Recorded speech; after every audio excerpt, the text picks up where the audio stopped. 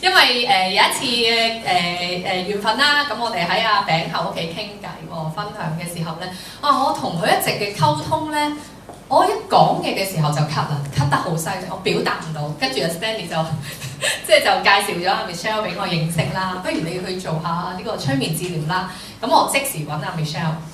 咁係因為我已經咳咗4個月啦，即係我嘅咳嗽咧係好特別嘅，係一出聲嘅時候先會咳，我唔出聲係其冇呢個情況出現嘅。同時係啦，我一返工嘅時間咧，亦都咳得好犀利喎，即係一表達嘅時候咳得好犀利。咁呢個咳喺今次裏邊咧，即係上一次嘅時間咧係4個月，同時間我呢個咳嗽咧，持續咗7至8年啦，講緊。我以為我自己工作啦，我做護士啦，喺病房裏邊接觸好多病人，好多細菌，令到我咳。咁係起因係咁嘅，可能每一次嘅感冒我都會咳足8日咳啦。咁呢個情況都持續咗8年嘅時間，同時係個特徵就係一講嘢先咳。咁醫生當然話我係氣管敏感啦，好多時而家坊間都話你氣管敏感。再醫唔好咧，就會變成哮喘啦嚇，好多醫生都係咁講。咁其實在我 Pinky 嚟講，因為都踏入咗呢個 DP 心靈界咧，咁都好相信所有疾病咧都係從心因性，即係心症有關係嘅。咁我即刻聯絡阿 Michelle 啦，去治療啦。咁好得意啊！咁喺第一次同阿 Michelle 你去傾偈，去分享我嘅經歷嘅時候咧，好神奇嘅一樣嘢咧，就係喺半個鐘頭裏邊，我哋嘅交談裏邊，好似咁樣去傾偈啦。後尾阿 Michelle 就問我句：Pinky 你有冇發覺你咩時間先會咳啊？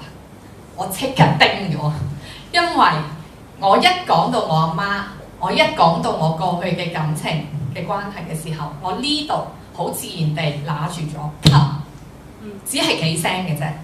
我嗰刻當堂係叮咗啊，跟住就喺個催眠裏邊咧，好簡單講嗰個催眠啦，就係有好多情景係即刻出現嘅。當催眠師帶我入去催眠嘅時候，佢叫我去睇下每一個畫面咧，我係即時出現嘅嗰啲情況、嗰啲情景。跟住有2個情景咧出現咗，令到我好大嘅情緒出現。第一個情景咧，我就見到好黑啦，我好恐懼、好驚，跟住喊得好犀利。我唔知嗰啲係啲乜嘢。跟住即係可能咁大嘅情緒咧，咁催眠師當然帶翻我出嚟有危險噶嘛。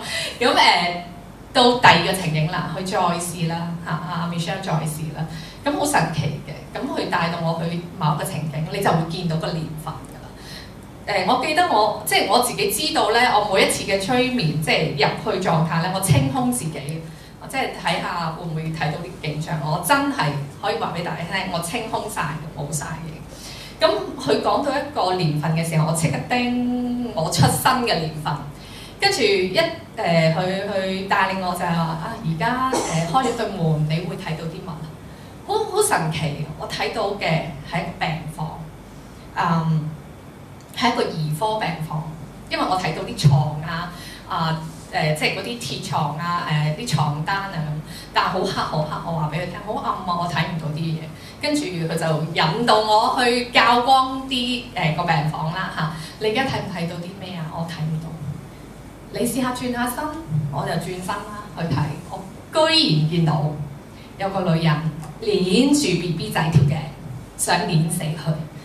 嗰個女人咧，個樣咧好似我媽後生嘅樣，好震撼。當時嗰刻我好震撼，喊得好犀利，喊得好犀利。咁同時阿 Michelle 引導我同阿媽傾偈交談，係鼓勵我表達翻我嘅感受。好神奇就其實嗰刻好能夠理解阿媽嘅感受，我冇嬲佢，冇憎佢。而係佢不斷去鼓勵我去問翻阿媽，同阿媽有一個和解，問翻點解你咁做，好神奇喎！阿媽即刻答我，因為你阿爸去滾，所以我要捏死你嚟報復你阿爸。真係咁樣即時出咗嚟嘅喎，嗰啲説話好神奇，我都好難以置信。咁跟住就喺裏邊一個和解，表達翻我對阿媽嘅感受。點解你咁樣對我？其實我好痛，我好唔開心，即係表達翻。跟住之後一個和解。最大嘅關聯係啲咩咧？我過去由細到大幾十年，我好憎我媽。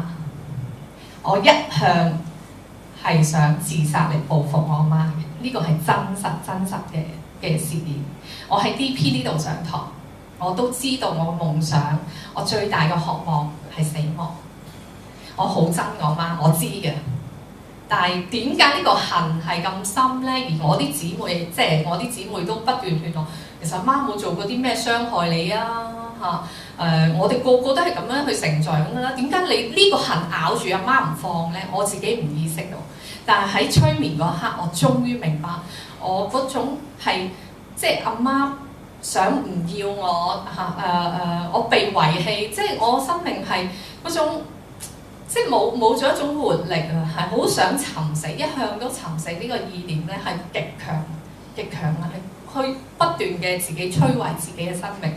咁後尾真係被看見嘅時候咧，其實第一次嘅治療咧未完全好晒嘅，我連咳翻工仍然有咳啊，或者表達仍然有咳。到我第二次嘅時候咧，我都可以仍然喺催眠裏邊咧見到都見到一啲影像啦嚇，但係嗰一刻咧都好正面嘅所見到嘅嘢，因為我生命都好似好 OK 喎，冇乜課題咯。到第三次啦嘅催眠嘅時候咧，我已經係完全冇晒咳。因為呢一樣嘢可能喺我生命裏邊，即係我相信喺我生命裏邊已經係消融咗，冇再對阿媽一個怨恨，或者我對死亡係即係唔會再恐懼。